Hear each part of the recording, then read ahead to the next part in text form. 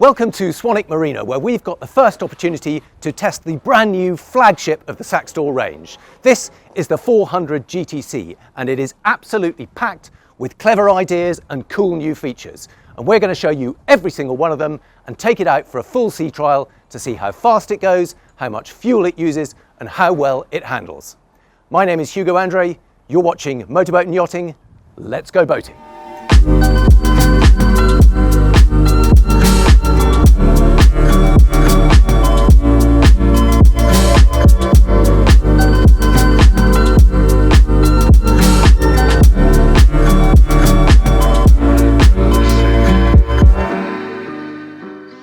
The real selling point of the 400 GTC is that you have the security and weather protection of a fully enclosed all-year-round adventure boat.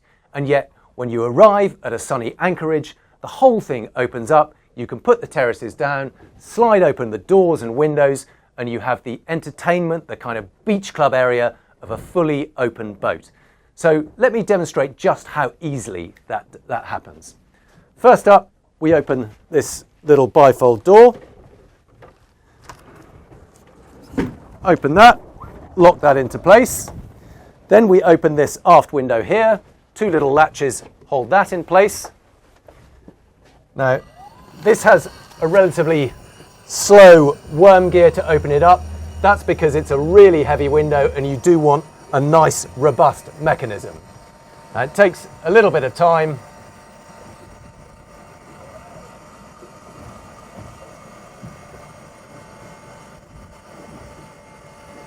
It may be slow, but at least it's reliable.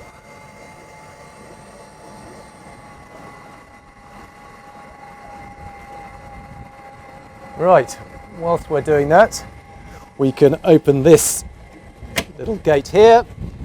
That swings open, locks into place. Once that reaches the top of its travel, that just locks into place there. Then we open the two doors. We've got one over here. That just slides, and what I have noticed is I really like the fact that there's a secondary locking position here, so you can just have a little crack of window, open it up, get a bit of fresh air, and then there's a secondary one, slides across and locks into place there. There's the same again over on the other side. I'll do that in a minute, but first let's put down the side platforms. So there's a manual lock just to hold them upright in the lock position. So you've got to release those two things first, then it's over to the buttons, press the lock button, press the two buttons, and impressively quickly those fold down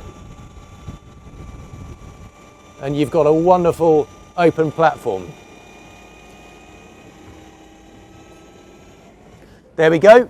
Now, as well as opening the whole place up, it creates more deck space. You can move around, they're strong enough to walk on.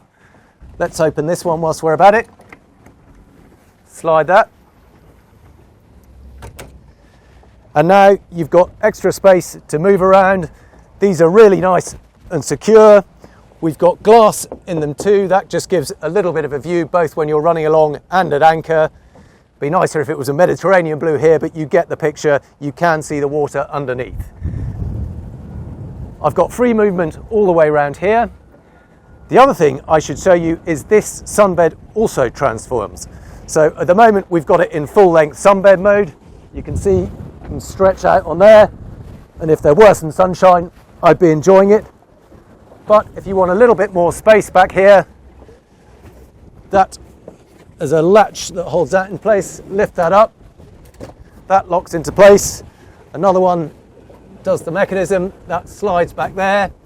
And now you've got more of a kind of chaise longue effect, perch on the back, and you've got a bit more space. And the other thing I really like is this glass transom. So really nice solid stainless steel moulding. Glass transom gives you a bit of a view out over the back.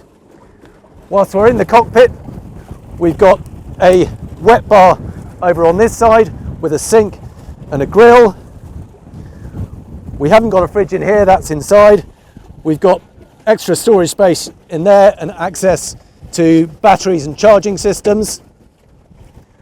Over on this side we've got a really good fender locker. Plenty of space for 2 or 3 fenders and lines. We've also got a diesel tank, and that is because we have a diesel powered hob in the indoor galley. So you don't have to worry about being on shore power all the time. You can run it off a diesel tank. And then if we come through into the saloon area, this also has some clever ideas going on. First up, we've got a lovely skylight up above us here that lets in yet more light. We've got a convertible table here that folds out. And the lovely thing about the way this has been arranged is you've got a very sociable seating layout. You have people sitting on all four sides of the table. You've got these doors open. The one thing that you don't get on the GTC that you do on the GTO is that on the GTO the backrest will fold over, and because you haven't got glass doors here, you've just got canvas covers, you can sit facing out. But to be honest, I think the fact that you've got the extra security of glass doors makes a big difference. We've also got some clever things going on here. When I fold this over, now it's all very well being sat in a nice square when you're at rest, but when you're running at speed, you really want to be facing forward. And this can solve that particular quandary too. So if I press that button, press that one there, this rear facing seat lifts up on a set of electrically powered hinges, locks into place there. This backrest lifts up and over, and then you can sit down facing forward. And I've got to say, that makes a big difference for me. When you're traveling at speed, particularly in choppy water, you really want to be facing forward. If you're facing backwards, it's very easy to get seasick. So I love the fact that you've got the option to face forward when you're running at speed, but then form a really sociable group around the table when you're at anchor. On the port side, we've got the indoor galley, plenty of bottle holders there. Here's that Wallace diesel hob that I mentioned earlier. It means you don't have to be plugged into shore power, although this one has actually got the lithium-ion battery fitted, so it gives you kind of the best of both worlds. You've got plenty of power without the need for a generator. Got a sink over on this side. We've got one fridge in there, plenty of storage here, and because this is a 40-footer and you can't have too much refrigeration space, we've got another fridge under the helm seats here. 3 forward-facing seats at the helm, again, gives plenty more seating space when you're running at speed. The closer you can get to the windscreen, the better. We've got adjustable bolsters there, and the seat will slide forward and back on runners. Exactly the same for the single helm seat. We've also got a really big sunroof overhead. That's all electrically powered. Press that button there. And unlike the rather slow window at the back, this is pleasingly quick and very nice and quiet. But good big opening means the person at the helm can also enjoy the feeling of being in an open boat. And then moving along the port side, we've got the door here. This just, oh, there we go, pulls down. There's a gas strut to take the weight of that, so you have to sort of push against it. And then swing the little gate open here, that locks into place. And then there's a second bow cockpit up here. Not quite as big as the table inside, but it does mean you can get probably 6 people sat around a table out in the open if you want to. This is on telescopic leg, so that'll push down and you can make that up into a second smaller sun pad here too. Good to see we've got grab rails along the inside, got a pair of big speakers, lots more cup holders around here, anchor locker in the bow. Now this is fitted with one of those quite clever hinged mechanisms. It means it comes out and projects well beyond that vertical bow so that the anchor clears that when it drops down. Couple of cleats up here. Now one of the drawbacks of these full beam wheelhouses is that it does make it a little bit awkward to get to fenders along this side. On the plus side, we've got a couple of fender buttons. I can just reach over, pull that out and add a fender in this position here, and there's a second one further behind, but that is a little bit harder to get to. You can either get to it if you've got the platform down, it's easy enough, or there is a small side deck you can make your way along to put a fender out there. but most of the time you're going to get away with a fender up front, a fender up back, and because it's a relatively flat, upright top sides, that should be enough. Right, now there is more to see, and that is below deck. So let me show you how you access that. So the first place to show you is in the conventional position. We've got a cuddy style cabin, offset steps dropping down into the cabin itself. Really good to see a big glass window there, lets plenty of natural light in. And then we've got a decent length bed under here. I'll just flip my shoes off, give you an idea. Obviously limited headroom overhead, but there is sufficient length to lie out down here. Now there's an access hatch through there if you need it, and plenty more skylights over my head here. We've got a bit of a cubbyhole locker there. We've got the Webasto heating, the diesel heating that I talked about earlier. We've got a locker on this side, and then coming forward in this direction, we've got the breaker switches all neatly arranged there. And then a proper heads compartment in here. Door swings open. There is not quite standing headroom here. It's probably about 5'8", 5'9", but it is a separate heads compartment. We've got a toilet under this little shelf here. Shower on this side. Rather small glass sink if I'm honest, but very smart. And a bit of storage under the sink too. And then there is one more area to show you, and that is a little bit harder to access, but under these steps here, if I lift that up, swing it up like that, there is a very small, well, really a storage space, but you can have a mattress put in there, and it's just about big enough for a child's bed if you need it, but I suspect most people will just use it to chuck all their bags, but really good to have somewhere you can tuck them out of the way. And then the whole staircase just folds back down again, easy as that. But there is more to this boat than just that cabin. And if you follow me back to the aft end here, under this seat is where the real magic happens. Now this slides forward, that hinges up, holds in position there.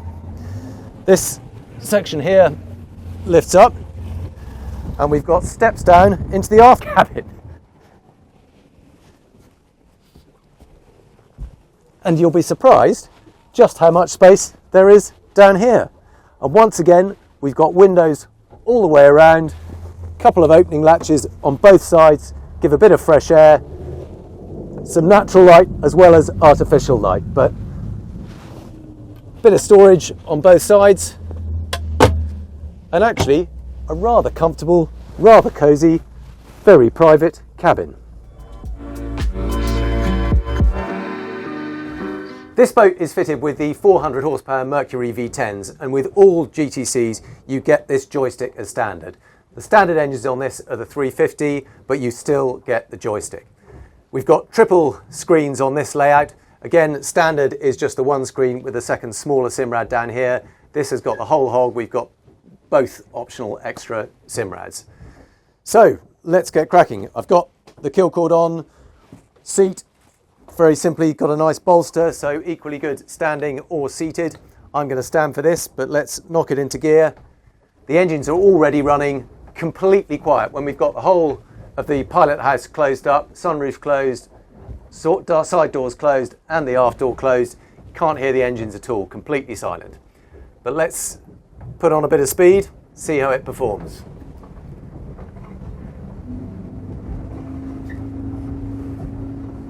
Really nice steering, it feels properly weighted, not too light, not too heavy.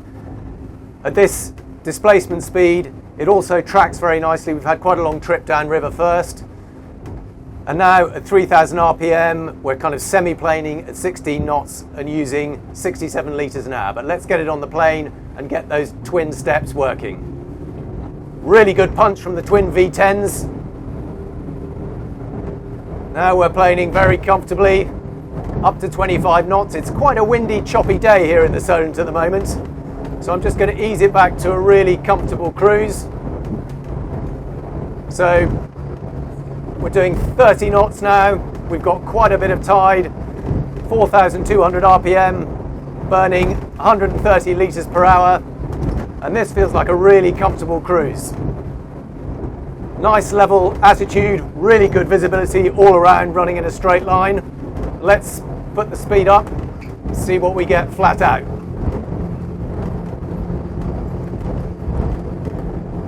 Again, there's a second surge of power as we go past 5,000 RPM. We're up to 38 knots already. Doesn't really feel like it needs any trim at all, but we'll just lift the engines a little bit. Now we're at 40 knots. We're getting into some quite choppy water here. 5,600. It's going to get a little bit lumpy, so I might just ease back, but we're already doing 42 knots, and at this speed we're burning 260 litres an hour. I'm going to ease off a bit because it's getting really quite lumpy, and let's run in the other direction. Just ease it round. Now what you do notice is it really leans quite a long way, this boat, and because of that hardtop you do need to get down to look under it. But now let's find some flatter water again and we'll take it up in the other direction. But really easy, progressive steering, and it behaves like a big sports boat. So it will duck very nicely from side to side. You can flick it very easily, but it feels nice and secure when you're doing. Oh, through a bit of a lump here again. And that's good to see, even through quite a big wake, we're not getting any spray on the screen. But that's the beauty of a boat like this, that you can open it up and close it off, so when it gets choppy, you can stay nice and secure and dry and warm inside the wheelhouse. When you get to the anchorage, you can open it all up and enjoy it as an open boat. Right, now we've got some flatter water. Let's pick up the speed again. 5,500. 6,000, and we are punching into the tide now, so it's not ideal conditions. We've seen as fast as 45 knots when we've got nice flat water and the wind and tide in the right direction. In this direction we're doing 39 knots, but we have got about 5 knots of tide and about 10-15 knots of wind. So flat out 260 litres an hour. In this direction 40 knots, in the other direction 45 knots. So plenty of pace from the twin 400s. Let's see how it handles now. We've got a bit of flatter water. So we're going to go into a tight starboard turn because I can see very nicely in this direction. Let's put it hard over. Oh yes. It may be 40 foot long, but it doesn't behave like it. It behaves like a 25 footer. Look at that, track right round, full circle. Probably 3 or maybe 4 boat lengths at most. Scrubs off a little bit of speed, but that's always going to happen when you go that tight.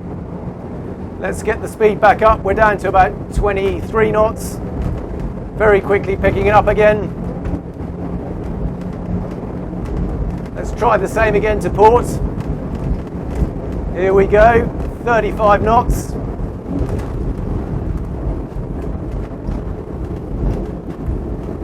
That feels really good and secure. That is nice to see. There's no slip at all. Tracks round beautifully. Really good. Right, let's take it through the wake, see how it feels in a bit more of a chop. There's a little bit of noise. There's a lot of different moving parts on a boat like this, and you're always going to get a certain amount of creaking from sunroofs. The doors themselves feel very solid and secure, actually. And let's try and get it up to speed in the flat water here, just to demonstrate. Now we're up to 41. Let's raise those engines a little bit. We've got the zip wakes, automatic zip wakes, doing all the trim, so that takes a little bit of speed off, but we're up to 43 knots, 5,800 RPM. And if we can go all the way, we're just getting into the lumpy water again, but 6,000 RPM, 44 knots. Very competent. Prices for the Saxdor 400 GTC start at £323,000, including VAT and including delivery to the UK. This particular boat is almost £450,000, but it has a lot of over-the-top kit in. It's all nice to have stuff rather than need to have. So we've got lithium-ion batteries, we've got night vision cameras, we've got the 400 horsepower V10s. Realistically, for a decently spec boat that does everything you need it to do, it's around about £380,000, £390,000, including VAT. But the key thing is that a lot of the kit that would normally be expensive optional extras is standard on this boat. So all the platforms, the doors, the windows, even the joystick control for the engines is all standard. So the only things you really need are the flexi-teak flooring, the aft cabin here, the movable seat if you want it, the bow area seating. Those are optional extras that are worth spending money on. Now, in terms of the boat itself, I have to say I'm not usually a fan of an enclosed wheelhouse style boat, but this boat has convinced me to change my mind because it's so easy to convert it all. When you want to, you close it all up and it's very nice and secure and warm. When you get to somewhere warm, you can open it up very quickly, very simply. You're not messing around with complicated covers. It all just works. And crucially, those are the bits that feel really secure. There are one or two things I'd like to see improved. One or two of the latches feel a little bit lightweight. We've got a bit of glare from the dashboard at the helm station. But overall, the big stuff, the sliding doors, the folding balconies, feel solid, secure, and work really well. So I have to say, if you're looking for one boat that does everything in terms of summer and winter boating for not too crazy money, I'm really impressed.